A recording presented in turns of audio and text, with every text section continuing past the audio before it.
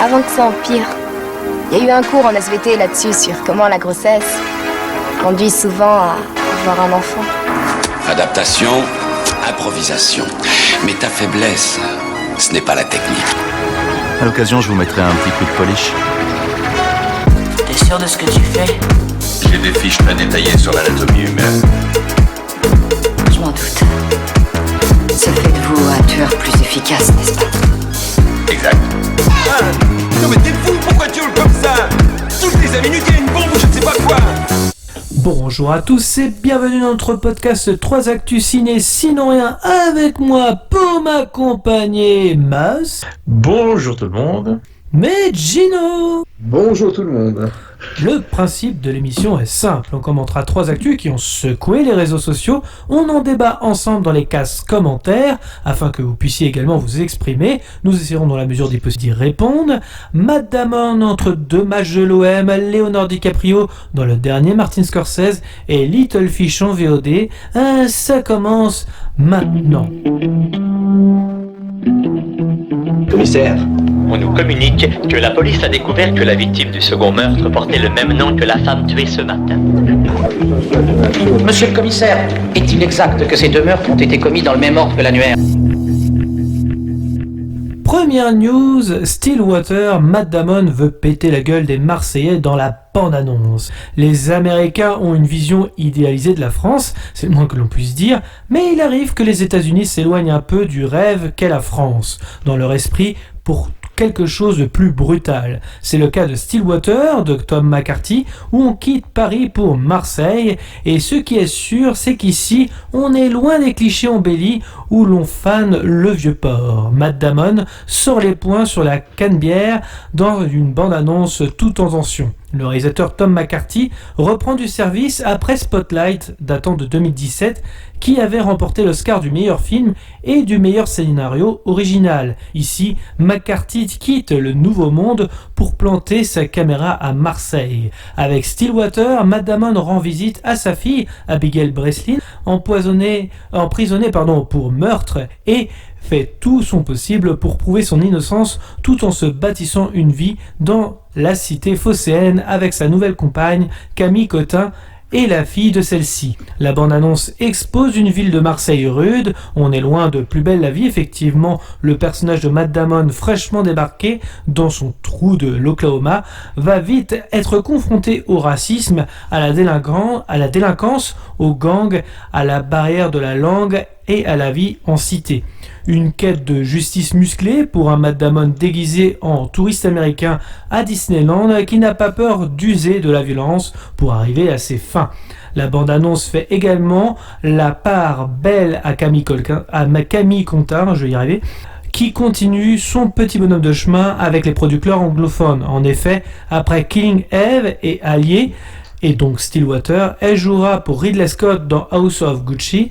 Ici, le duo Camille Cotin-Matt Damon se lance donc dans une lutte acharnée contre le système entre 2 matchs de l'OM. Stillwater devait débarquer dans les cinémas américains le 30 juin, mais il faudra patienter jusqu'au 22 septembre 2021 pour le découvrir en France. Alors messieurs, qu'est-ce que vous avez pensé de cette bande-annonce ? Je commence par Gino, allez vas-y. Eh bien écoute, c'est une bande-annonce très intéressante, moi qui ne me laisse pas insensible, vous en conviendrez, parce que vous savez plus que les auditeurs que je suis un grand fan de l'OM et de Marseille en général. De toute façon, quand on aime le football, on aime Marseille. Je ne vois pas ce qui pourrait en être autrement. Voilà, je passe le message à Gabriel qui nous écoutera. Non, plus sérieusement, voilà, pour en revenir sur le film, je trouve que l'intrigue, alors, elle me fait un peu penser à un mélange entre Taken, tu vois, où le père arrive des États-Unis pour venir en France sauver sa fille qui est emprisonnée, et un film, on va dire, classique d'un meurtre à résoudre où il faut se disculper, ce genre de choses. Donc Bon, pourquoi pas. Et j'ai l'impression que la caméra de Tom McCarthy semble plutôt mettre en valeur la ville de Marseille, notamment. C'est ce qui est intéressant. Comme on a pu voir aussi l'anecdote, comme quoi les images au Vélodrome ont été tournées au moment d'un Marseille-Saint-Etienne en 2019. Les puristes se rappelleront du but de Dario Benedetto sur un magnifique centre retrait de Bounassar, lancé par Morgan Sanson magnifiquement.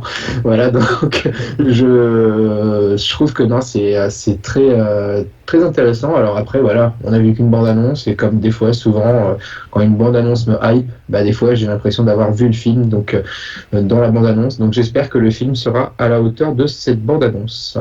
Et toi, Moss? Pareil, ça a l'air d'être un film tout à fait honnête. Puis pour le coup, encore une fois, quand c'est pas une suite, un reboot ou un remake, moi je félicite toujours dans tous les cas, parce que vu que c'est tellement rare, maintenant je trouve en tout cas. Donc non, ça a l'air vraiment sympa, pourquoi pas. Après, j'en attends rien de spécial, tout à fait honnêtement, probablement comme vous de base, mais on n'est pas à l'abri d'une bonne surprise encore une fois. Puis Matt Damon, c'est un acteur que j'aime beaucoup pour ma part, donc. Puis à Marseille, pour le coup, le cadre, ça change. Moi, j'ai pas vraiment souvenir de films à Marseille. Tu vois, il y a eu la série Marseille, que je n'ai jamais regardé, au passage. Je vous la déconseille. Des taxis. Taxi, voilà, taxi. Enfin bon, c'est quand même, autre chose. Mais bon, c'est pas du tout le même style. Donc non, mais un film de ce style-là, en tout cas, à Marseille, pour le coup, je trouve ça pas mal. Plus un film américain, donc qu'on transpose. D'habitude, ils sont très, on va dire un peu nombrilistes, les Américains, donc qu'ils fassent un film à Marseille, je trouve ça super sympa, ça change. Donc pourquoi pas, moi ça m'emballe pas mal. Puis pareil, Abigail Breslin, je sais que c'est une bonne actrice également. Ouais. Donc je me dis, de voir Camille Cotin dans un rôle comme ça, pareil, moi je l'ai connu avec Connasse sur Canal+, rien à voir, encore une fois. Depuis elle a fait évidemment du chemin, et de la voir dans un film américain, franchement je trouve ça sympa, c'est pas une bonne comédienne. Donc pourquoi pas, franchement, moi je pense que ça peut être un très bon film pour le coup. Donc, tu n'avais pas vu Allié avec Brad Pitt?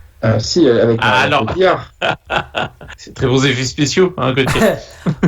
Non, je me permets de faire une parenthèse, mais c'est vrai que le premier plan où tu vois Brad Pitt descendre en parachute, c'est vraiment un plan dégueulasse. Voilà, je voulais juste rebondir dessus. C'est Zemeckis pourtant, non? Allié. Et il me semble que c'est un de ces réalisateurs qui ont mal vieilli, quoi, à chaque fois. Oui. Et puis ils sortent qui ont un âge d'or, mais qui malheureusement. Oui. Mais ça mérite d'être vérifié, effectivement. Je vais juste rebondir sur le fait que oui, Marseille, ça change quand même. Et filmé par un Américain, ça peut être vraiment sympa. J'aime beaucoup Tom McCarthy dans sa réalisation. J'ai beaucoup aimé sa gestion dans Spotlight. Tout le monde a critiqué ce serait un film oubliable et compagnie. Personnellement, je l'ai revu plusieurs fois et putain de film. Tout à fait. Tu l'as vu, toi? C'est ça que je voulais dire. Spotlight, je trouvais que c'était un très bon film, très bien. J'ai rien compris. Je suis complètement le Spotlight, pardon. Spotlight. Spotlight. Non, je trouve que justement sur un sujet très grave qu'évoque le film Spotlight, je trouve que la réal, la mise en scène m'a complètement hypé. J'étais pris dans le film, j'avais envie d'en savoir encore plus. C'était très intéressant, je trouvais ça très bien narré. Donc j'espère que on aura. Bon, après là, on est plus sur un film d'action que sur un film d'enquête, mais ça peut être très intéressant. Si il a fait ses preuves, il a eu son carton mérité, Spotlight. Donc j'espère qu'on aura une bonne continuité sur ce film-là. Après, moi je déteste Taken par exemple, mais celui-là, j'ai vraiment envie de le voir. Je me dis ouais, ça peut être vraiment sympa. Le fait que sa fille soit en prison effectivement et être accusée de meurtre, en tant que père, t'es encore plus, contrairement à Taken, où là tu te dis tu vas la retrouver machin et tu vas défoncer tout le monde. Là ici t'as quand même la justice qui t'empêche de faire quoi que ce soit et en étant impuissant. Donc t'es obligé d'enquêter pour effectivement, comme dit Gino, disculper la personne, et ce qui va donner, je pense, plus d'enjeux et moins, et entre guillemets, je mets des guillemets, de super pouvoirs aux héros, quoi. Ça va être quelqu'un comme vous et moi, quoi. Ouais. Donc, ça va être beaucoup plus réaliste quelque part. Tu rebondissais sur le fait que je comparais qu'il y avait un petit côté Taken où Liam Neeson a ces petits, les petits, mais où il avait ces petits côtés. La seule ressemblance, c'est que le papa américain vient sauver sa fille en France, tu vois. Bon, mais là où Liam Neeson, on te faisait comprendre que c'était un agent secret, donc il avait ses petits gadgets à la James Bond, et puis bonne chance, tu vois. C'était un peu le credo du film. Mais c'est peut-être pour ça que tu fais ce parallèle-là, pour me dire que ce sera pas un Taken. Enfin, on l'espère, quoi, en tout cas. Bah non, c'est surtout Non, c'est ce que je disais, enfin je vais me répéter. C'est surtout le côté, je crois que tu étais parti, Gino. C'était le côté, en fait, finalement, impuissant de Matt Damon qui voit sa fille en prison.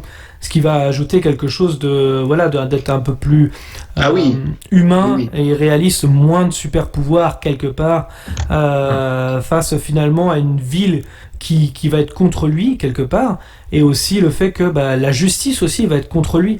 Il va falloir que justement il soit plus intelligent que ça, justement. Oui, en effet, je t'avais pas entendu dire ça, donc je suis désolé de t'avoir fait répéter. C'est pas grave, Gino, j'ai vu que t'étais parti. Je voulais voir si en deux fois tu étais tout aussi crédible, si tu racontais la même chose exactement. Bien sûr, bien évidemment.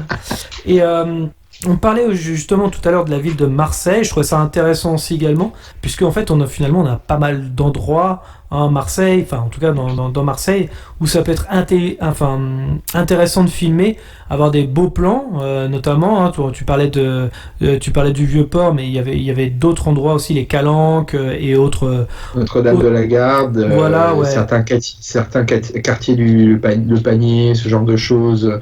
La Corniche, la Castellane, la Canebière, qui débouche sur le Vieux-Port. Et puis bien évidemment, le plus beau monument du monde, boulevard Michelet, le stade Vélodrome. Non mais c'est vrai que pareil, tous ces endroits, c'est super intéressant justement de les filmer. Et comme on disait tout à l'heure, effectivement les États-Unis, on va faire un film en France, oui ça va être Paris, il n'y a pas d'autres endroits en France que Paris, c'est limité. Après ça doit être balèze d'avoir les autorisations aussi dans des villes comme Marseille de filmer, mais au moins il y a une prise de risque, il y a quelque chose de différent, il y a comment mettre en valeur un plan de Marseille, pourquoi pas. Franchement, je suis très très curieux et limite hypé de voir ce film. Et t'as pas tort dans un sens. Est-ce que c'est vrai que pour le public américain, on a le droit de se demander si pour eux, Marseille, ça ne se résume pas que au château d'If sur les îles du Frioul, le théâtre du comte de Monte Cristo, quoi, tu vois. Ça se résume pas à ça. C'est justement, et puis même la France en général, les Américains, ils vont penser Paris, la ville de l'amour, machin. Là, Simon Saint-Michel, ça. Ouais, voilà, basta. Ils vont pas aller plus loin que ça. Là, le fait de montrer Marseille, ça peut être intéressant. Et puis le réalisateur, il prend des risques. Il se dit pourquoi pas de filmer dans une ville un peu inconnue, quoi, qu'on va dire. Ça peut être intéressant justement de montrer cette ville-là. Alors après, effectivement, il utilise Marseille, pas forcément non plus la plus embellie, puisqu'on va parler de gang, on va parler effectivement de racisme et compagnie, et c'est un petit peu le quotidien de Marseille également, donc ça va être intéressant aussi d'explorer la part sombre un petit peu de la France. Les cagoles. les cagoles, le pastis et René Malville. Parfait, le tableau est complet. Le tableau, Jean-Claude Godin, peut-être, pour le côté magouille, tu vois. À la base, il devait le tourner à Châteauroux, le film, mais ça manquait de consistance, Châteauroux, un peu. Dunkerque était sûr pour parler, mais pareil. Oui, et Boulogne-sur-Mer, sans Franck Ribéry, n'était plus vraiment Boulogne-sur-Mer, donc ils ont dit non. Et on me dit dans l'oreillette que Mayenne n'était pas non plus à l'ordre du jour. Hein. C'était. Quel dommage. Quel dommage. Le jour où tu vas mettre Damon à Mayenne, mon gars. Oh, voilà. Tu me diras, il y a Laval qui était passé en Mayenne. Oui, Brad Pitt était venu en Mayenne voir une collection de motos anciennes. Ouais. Ah oui. Voilà. C'est vrai. Je le fais notable au niveau star hollywoodienne. T'auras rien d'autre. Oui, c'est clair. Bienvenue dans notre oreille. Ok. Du coup, est-ce que vous avez quelque chose qui vous a marqué dans la bande-annonce ou est-ce que vous voulez passer à autre chose? Les beaux plans de Marseille. Je dois avouer que moi, quand j'ai vu la bande-annonce, je me suis dit, franchement, autant c'est pas une ville, je vais peut-être qui m'attire plus que ça de base, mais en voyant les plans, je me dis, là, c'est vraiment mis en valeur pour le coup. Donc, réel, franchement, moi, je suis assez optimiste à ce niveau-là aussi. Et, pourquoi pas aller le voir rien que pour ça déjà? Parce que c'est de découvrir la ville comme un bon Américain. Tu vois. Américain. Ok. Et toi, Gino? Non, c'est exactement les plans de Marseille, la mise en valeur de la ville. Après, comme tu dis, il y a le côté sombre aussi qui est mis en évidence.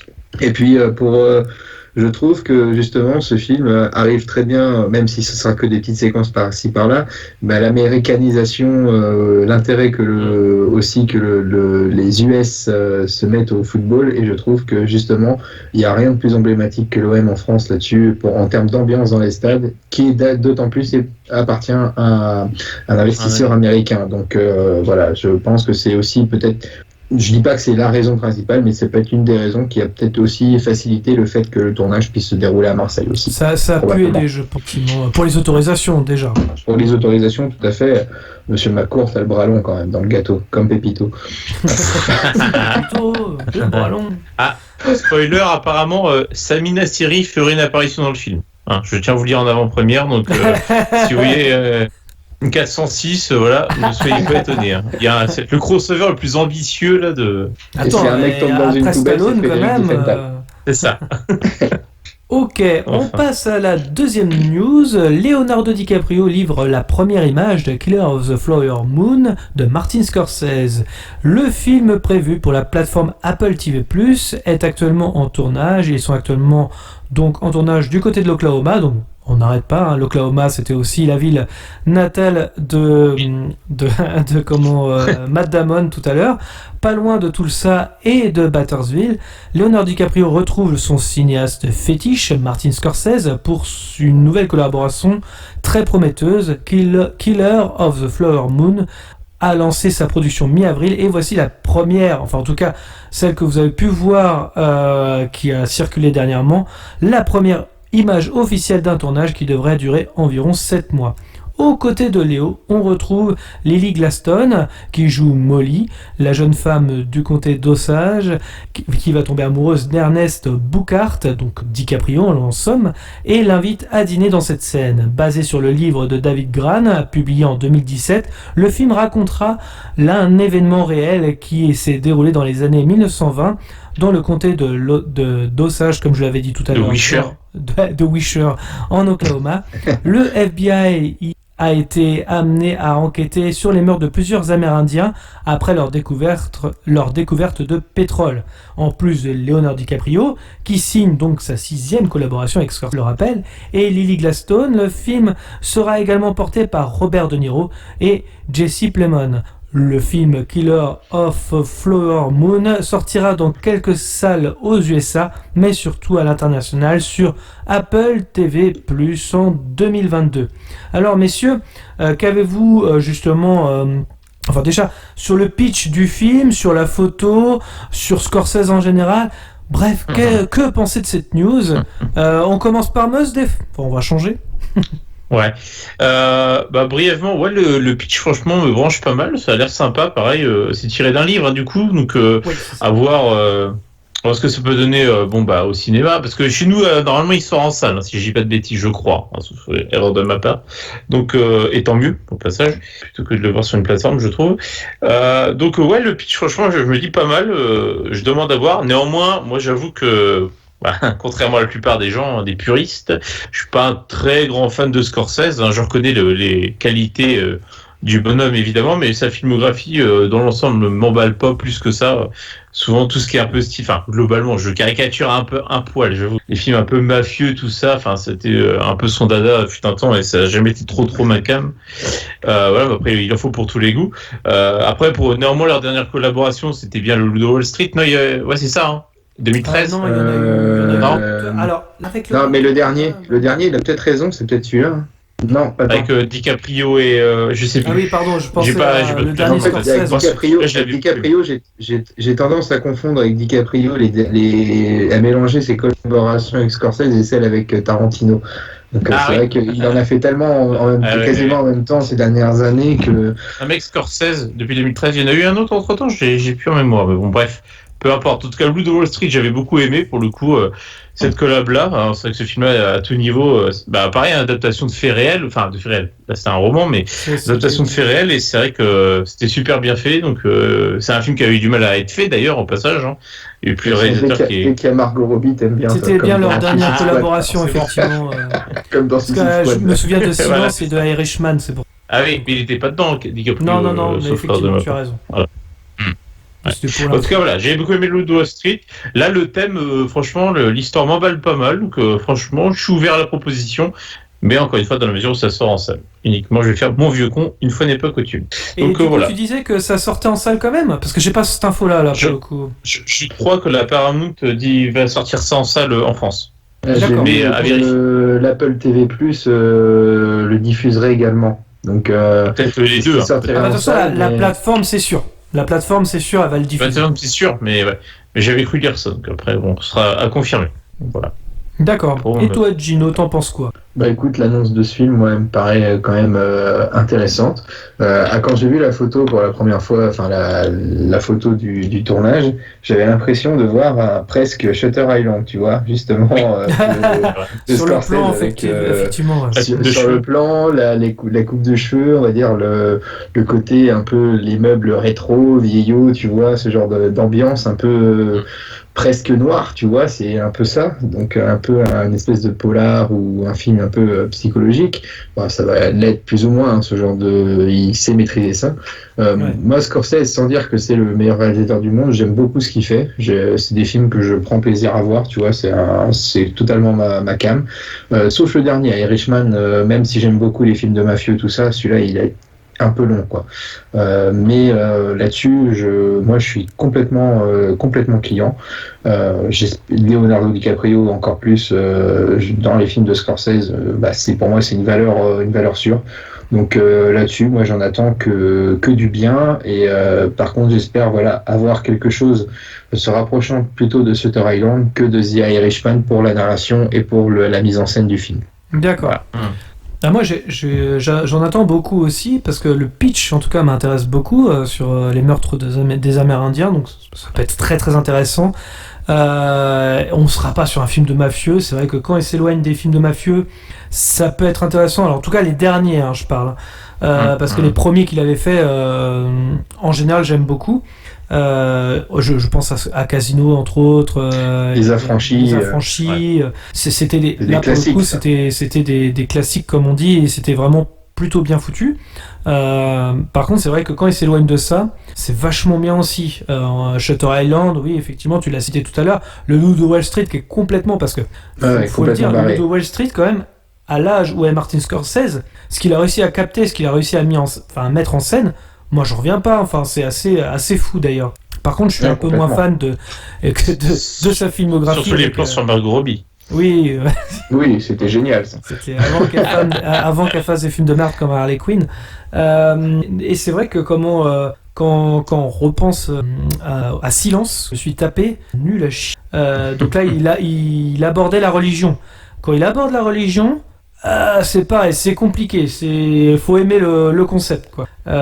Moi, j'ai trouvé ça super chiant. Après, c'est mon avis personnel, mais quand j'ai vu Irishman, par contre, non, c'est pas pour moi du tout. Donc là, les deux derniers films m'ont fait un peu peur. Par contre, à chaque fois qu'il sortira un film, je serai présent en général, parce que je trouve qu'il a une filmographie qui est assez. Il passe d'un genre à l'autre comme c'est assez impressionnant d'ailleurs.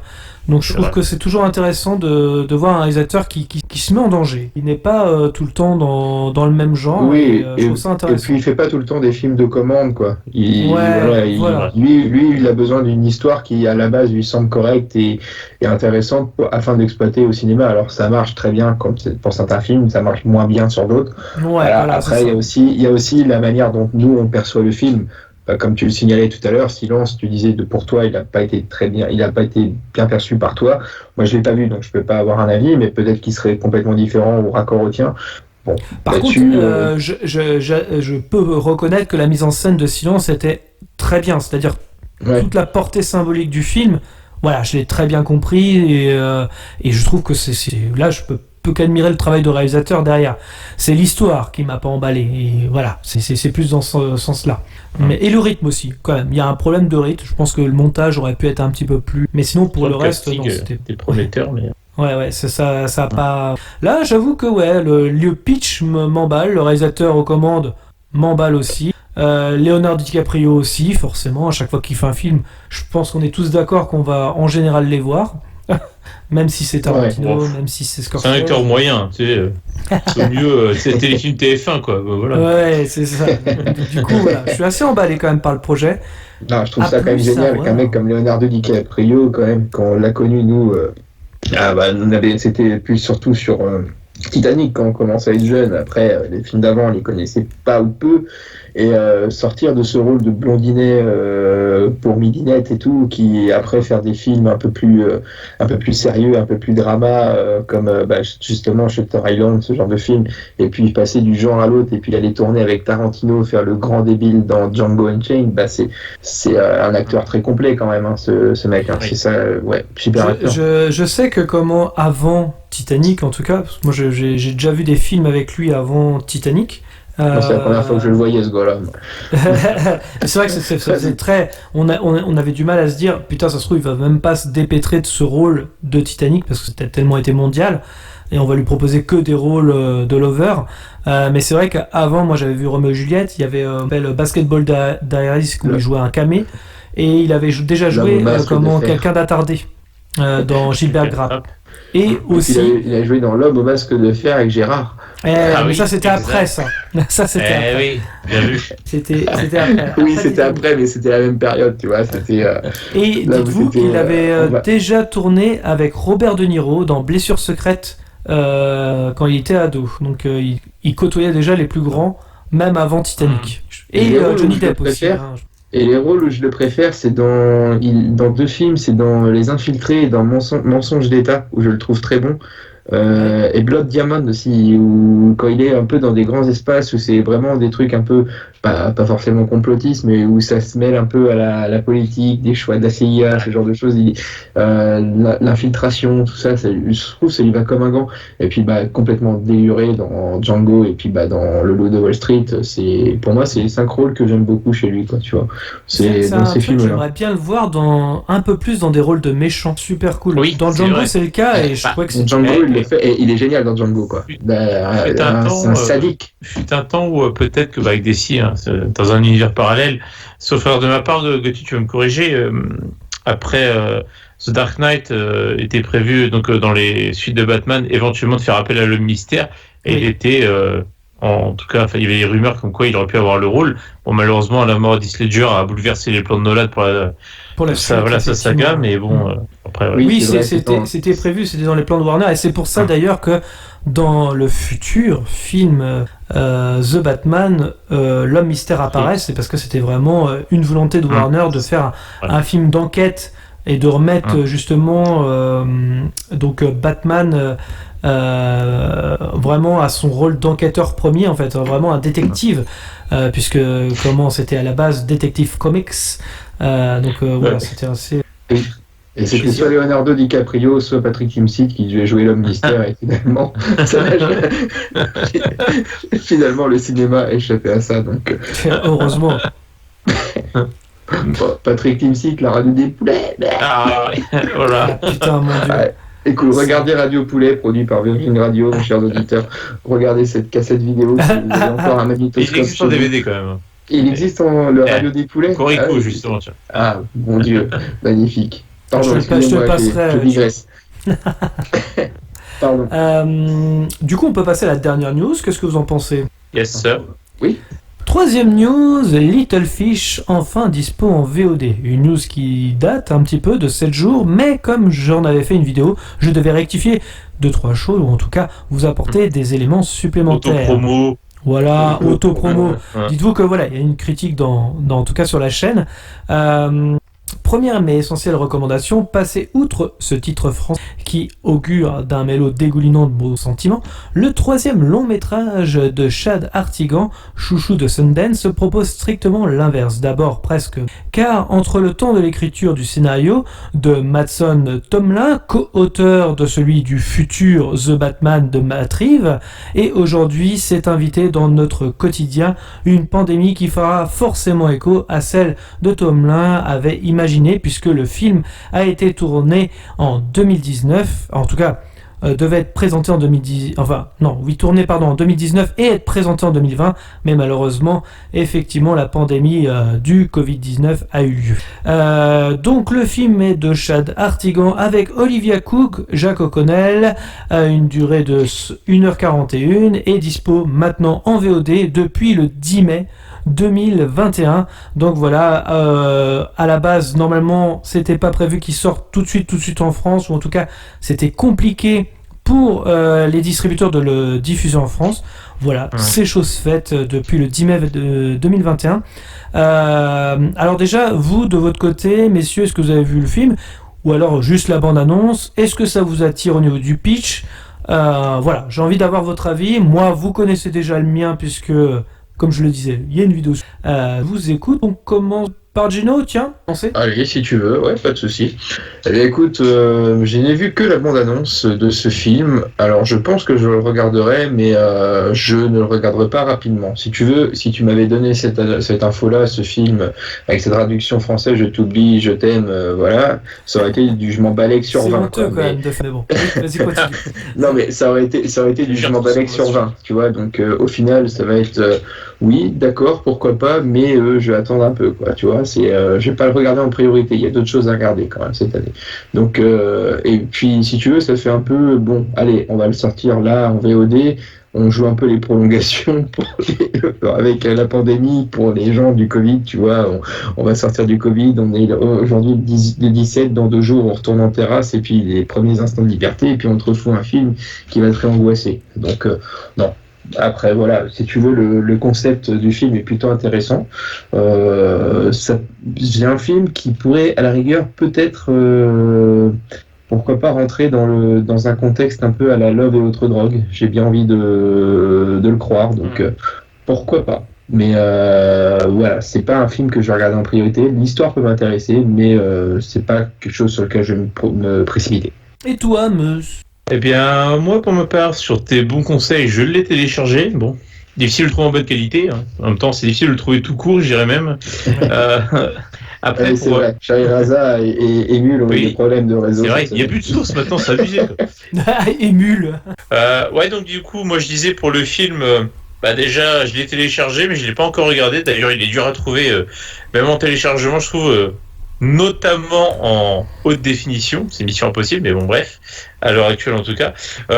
Brandoui, vous l'avez dit déjà, concernant le titre en version française, c'est une honte. Les mecs qui font des adaptations comme ça, mais il faut les pendre, faut arrêter. C'est de la merde quoi. Enfin, faire une adaptation pour le public un minimum, je veux bien, tu vois, typiquement on avait l'exemple emblématique, t'as The Hangover, on a eu Very Bad Trip, ça faisait un peu plus vendeur pour le public français qui est pas très anglophile, on va dire ça comme ça. Ouais. Ok, mais là ça n'a rien à voir. Ça n'a strictement rien à voir. Donc c'est mièvre à souhait, c'est une horreur. Donc déjà ça donne pas envie, je pense aux gens, à beaucoup de gens en tout cas, d'aller le voir.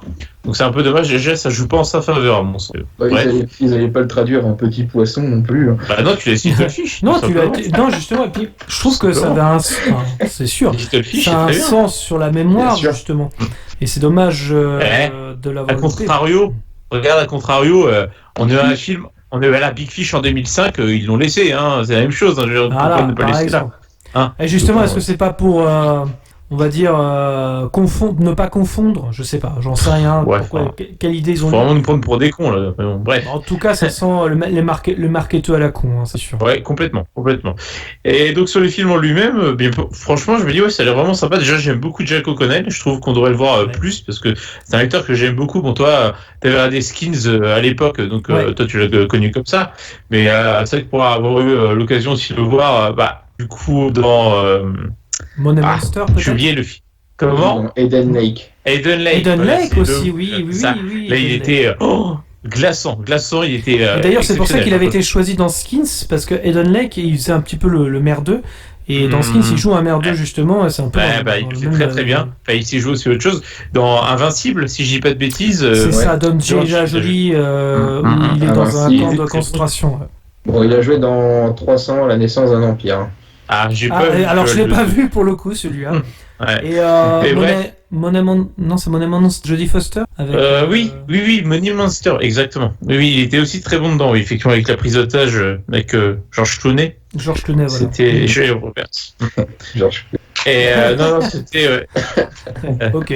Donc ouais, un très bon acteur du coup, donc moi je suis content de le voir, j'aimerais bien le voir encore davantage, c'est un mec qui a beaucoup de potentiel je pense. Donc voilà, donc très content, et le film en lui-même sur le synopsis, je me dis pourquoi, c'est vrai que l'écho à la pandémie actuelle, même si c'est pas la même maladie, c'est assez marrant, enfin ironique on va dire plutôt, pour le coup, et... C'est que le film il a été fait avant qu'il y ait une mondiale. C'est ça, donc là pour le coup visionner un petit peu d'une certaine façon. Et c'est vrai que ça me dit pas mal, ça a l'air vraiment bien interprété, puis voir aussi comment ce couple finalement va réussir à surmonter cette maladie. C'est un peu comme une sorte d'Alzheimer mais très précoce qui peut toucher tout le monde, etc. Donc voir son partenaire de vie effectivement perdre la mémoire, oublier des choses élémentaires, que ce soit de la vie en général ou de leur histoire, etc. Voir cette évolution, franchement, je me dis pourquoi pas, ça me dit bien, c'est pour ça que j'ai téléchargé d'ailleurs. Donc maintenant, il me reste à le voir pour me faire un avis concret. Mais c'est vrai que ça me dit bien, pour le coup, cette histoire a l'air vraiment. Et il y a un autre couple dans le film aussi où c'est assez bouleversant également, et on voit vraiment la maladie, voilà, comment un autre couple peut la gérer, sachant qu'elle est beaucoup plus avancée que le couple qu'on suit actuellement. Donc ça fait encore plus peur, parce que du coup, voilà. C'est un peu ce qui nous attend, quoi, j'imagine, dans le film, donc ça doit être assez... C'est un rapport, en fait, finalement, je pense, entre la jeunesse et la vieillesse, qui est assez troublant, sur la maladie qu'est Alzheimer, ou voire même les maladies dégénérescence également, qui peuvent en pâtir, et on se dit... Là, c'est le truc précoce. En fait, c'est un rapport finalement avec la vieillesse assez éloquent et plutôt bien fait. Pour le coup. C'est ça, c'est une vieillesse précoce, un peu comme si on mettait la vie sur avance rapide, quoi, dans le film. Et finalement, là où tu devras la vie devant toi, les années devant toi, finalement non, tu vois que tout va se raccourcir de manière drastique et dramatique. Et dites-vous que j'avais regardé le film et après j'avais enchaîné avec le film de Florian Zeller, The Father, avec Anthony Hopkins. Et je peux vous assurer que j'étais en bad, mais en bad. Parce que tellement, on se dit, mais voilà ce qui nous attend, quoi. C'est assez triste, mais voilà. On imagine un petit peu nos vies finir comme ça, et il y en a de plus en plus, heureusement, à avoir ce genre de maladie. T'aurais dû contrebalancer justement avec Very Bad Trip et puis American Pie pour te redonner goût à la vie. Oui, c'est sûr. Goût à la vie, je sais pas. Goût à la tarte aux pommes, peut-être. Ouais. Pas avant le jeu, en tout cas. Nous dirons que nous allons tout manger, voilà tout. Est-ce que vous vouliez rajouter quelque chose que ça vous paraît cohérent ou complet, en tout cas, pour le fameux podcast? Non, si ce n'est hâte de pouvoir, là, pour nous, ça va être dans 2 jours. Pouvoir retourner en salle maintenant, comme on a parlé, ça y est, ça va devenir concret. Oui, voilà, à l'heure ou en tout cas à la date où va être diffusé ce podcast, ça y est, les salles sont réouvertes, donc j'espère que vous en profiterez tous. N'hésitez pas à nous dire dans les commentaires justement ce que vous avez été voir, ça nous intéresse beaucoup. En tous les cas... qu'est-ce que vous avez mangé comme bonbon? Est-ce que vous avez pris des fraises Tagada ou des crocodiles? Mais quel popcorn, sucré, salé? Écoutez, c'est la question, on veut tout savoir. On répondra avec plaisir. En tout cas, merci à tous de nous avoir suivis. Je vous rappelle que vous pouvez clocher, commenter, mettre un pouce bleu, nous suivre sur les réseaux sociaux, Facebook, Twitter, Instagram, les liens sont dans la description. Dans tous les cas, rendez-vous dans les salles obscures pour de nouvelles aventures. Bonne soirée à tous. Bonne soirée tout le monde. Salut, à plus. Avant que ça empire, il y a eu un cours en SVT là-dessus sur comment la grossesse conduit souvent à avoir un enfant. Adaptation, improvisation. Mais ta faiblesse, ce n'est pas la technique. À l'occasion, je vous mettrai un petit coup de polish. T'es sûr de ce que tu fais? J'ai des fiches très détaillées sur l'anatomie humaine. Je m'en doute. Ça fait de vous un tueur plus efficace, n'est-ce pas? Exact. Non mais t'es fou, pourquoi tu hurles comme ça? Toutes les 5 minutes, il y a une bombe ou je ne sais pas quoi.